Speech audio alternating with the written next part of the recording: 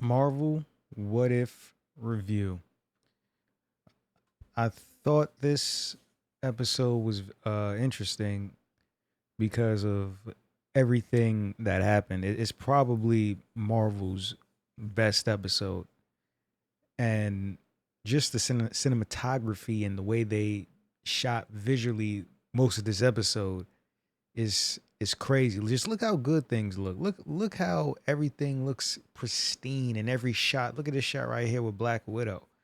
Everything, and here go the androids, the Ultron androids coming after them. This was probably the most fun episode to watch because it was action packed from beginning to end, and everything they did from you know from the beginning to the end makes you think, okay, they're raising the stakes, and this is another story, another universe with another Black Widow, so that makes it even more fun. And just to see the thrill ride that they're going on is amazing. Look at some of these shots right here. It's beautiful. What if it's in a strange place because last week's episode with Thor I thought was the worst episode, and it took a giant step back. And I think this week episode, you know, took it a big step forward. And through the entire story, through the entire plot line of Ultron getting the Infinity Stones and taking over, I think is genius. And as we go through some of these videos, some of these clips, I won't say videos, I think it's interesting when you see uh how they did certain things. Certain things I liked and other things I didn't. See this, I thought all this was cool. Them telling the backstory of Ultron and how in Age of Ultron he didn't get his body. In this one, he actually did.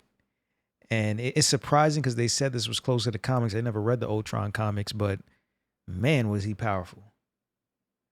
It's like they said the Ultron, Age of Ultron comics was like this. So that's a scary thing to put on TV.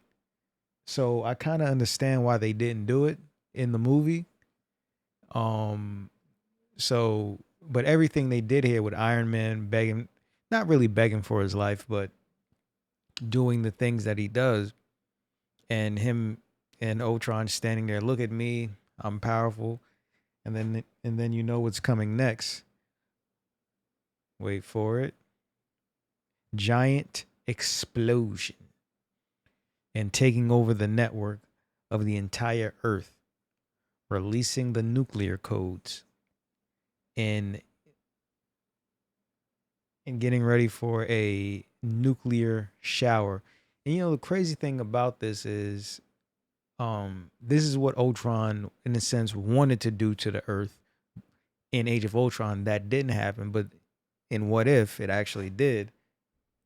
But in the comic it did too. So I found it interesting, and this is Ultron right here just basking in the glory of his win.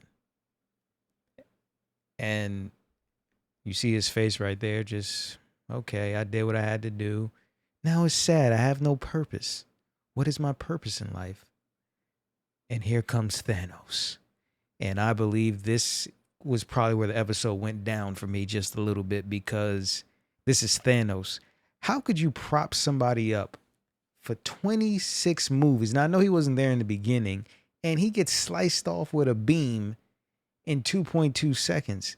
The disrespect of Thanos has to stop. Like, What If has disrespected Thanos so bad that it's crazy. I don't understand why Marvel's doing this. He was your biggest, baddest villain. If they keep doing this, it's gonna make when people rewatch the movies like, he wasn't that special. This was your biggest bad. 26 movies and a culmination of a saga, and you are treating your biggest villain to this point like he's nothing but an afterthought, a weakling. And I just find it, very interesting that Marvel would let that happen with Thanos. And right here, you see Ultron, collecting his Infinity Stones and getting his bearings and saying, "All right, time to conquer some new worlds." Well, first he got to build his army, and then Asgard. He gets on Thor's planet, says, "I'm here to rule." Beautiful shot. He's like, "All right, let's do what we got to do here. I'm about to do something menacing." And boom, hit him. I think this is a great clip. You got Sovereign, Guardians of the Galaxies there, and they're, you know, together fighting. And then here comes Ultron Sakar. You got the what's the guy? This guy right here from Ragnarok. Is that the collect? No, not the collector. Ego. The crazy thing is about all this is going to all these planets in the same timeline. It is weird that like this Xandar. Like, didn't Thanos decimate Xandar to get the Power Stone? So how is it still intact? How did Thanos get that Power Stone from the Guardians? It once again, Kevin Feige. I know he loves these, but he's letting uh the continuity is being broken, and then Captain Marvel comes in, and like if she came in for Ultron, wouldn't she have came in for Thanos? Once again, just small things that I'm looking, and I'm like, all right, we're just gonna let it go. And she had a great battle. And I think in Captain Marvel 2, we'll get to see her powers. I think she's more like a Superman character. Is all right, who are you gonna have the fighter that's equally as strong to really make her abilities uh work? And after this, Ultron, in a sense, defeats the universe. He's once again basking in his glory, and like, my glorious purpose has now been complete. But then the Watcher shows himself. And he does his Watcher monologue, and he's like, well, wait a minute. Can this and he's like, I can see you. And he's like, what's going on? Now, once again, I don't understand the continuity, because with the TVA, the Infinity Stones in the universe that they came from didn't work. So now, it's crazy. And here you got the Red Guardian shield. It's nice how they tied in Black Widow. The Watcher's like, okay, come on, come on, come on, find the box. Let's see what you got. And waiting and waiting, big talk. And of course, Black Widow's like, don't give up. Don't worry, we're going to find it. And Guardian puts a little smile on and says, yes, you're going to find it. And Black Widow's like, found it. I got it. And here's the crazy thing. They went to Serbia. Once again, I don't know how they got there with all them Ultron bots in the sky, but once again, forget the continuity. They bring up Dr. Zola, the guy from Captain America 1 and the Winter Soldier. And they come here, they explain everything about, oh, you need us. We, robot taking over, you're the last copy, whatever, they got to do. And I thought this was a great callback. One thing I can say about these what if writers, they did watch the movies, because they do bring in great elements to the series. It's just they messed up a couple in the continuity department. Now they're uploading Zola to the system. He's letting them know, okay, I'm on, but one problem. He's not in the universe, and now these other ones are still coming in there to attack. Hawkeye gets ready to fight. That's a nice shot right there. Going up. Wait for it. Nice. Hawkeye's like, I'm not gonna let you guys get through. Nice shot by Black Widow with the robot on the back. I don't know what the bullets were gonna do though, but just a nice thing that they put in there. I hope Hawkeye uses this whatever arrow in the future because I said this is really cool. Um, Gets his little arm through, and then you realize, okay, one of them's not gonna make it, and it's Hawkeye. And this is a beautiful shot.